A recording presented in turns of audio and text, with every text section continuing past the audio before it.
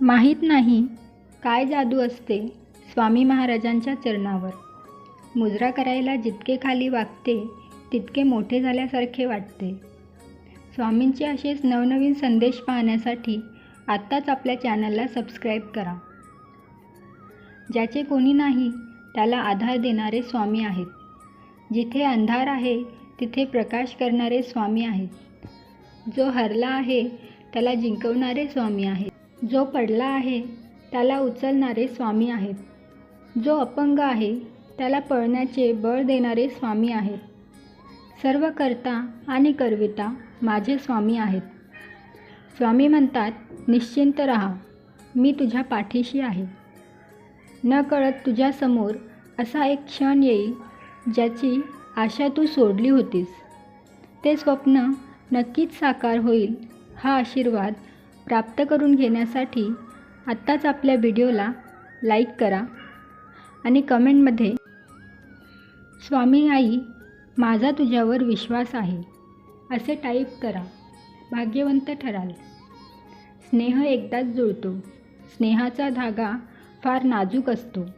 एकदा तुटला की परत जोडता येत नाही आणि जोडला तरी कायमची एक गाठ नक्की राहते. फारच थोड्यांच्या नशिबात अखेरपर्यंत अखंड धागा राहतो.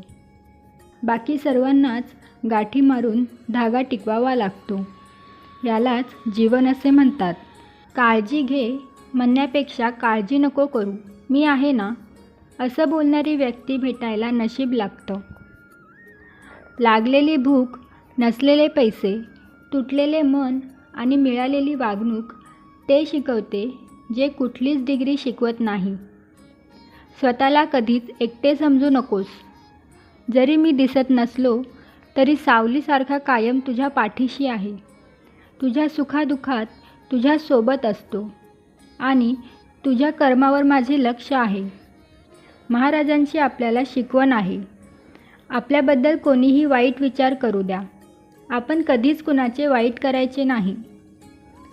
नका सोडू स्वामी राया माझा हात, द्या मज सदैव तुम्ही मायेची साथ.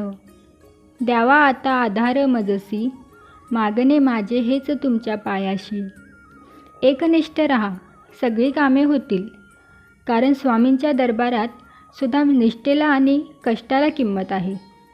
स्वामी माझ्या नशिबात पुढे काय वाढून ठेवले मला माहीत नाही, पण डोक्यावर तुमचा हात आणि प्रयत्नांना तुमची साथ कायम असू द्या. मग मला माहीत आहे माझ्यासोबत जे काही होईल ते निश्चितच चांगले होईल. परिस्थिती विरोधात जाते तेव्हा माघार घेण्याऐवजी संघर्षाची तयारी करा. हे कलियुग आहे. येथे खोट्याला स्वीकारलं जातं आणि खऱ्याला लुटले जातं. जसे आहात तसेच राहा. कोणासाठी वाईट किंवा चांगले होऊ नका. ज्याला तुम्ही पटलात तो तुम्हाला कधीच सोडणार नाही. लोकांचा विचार करू नका. मीही चुकू शकतो हे एकदा मान्य केलं की पुष्कळचे वाद कमी होतात.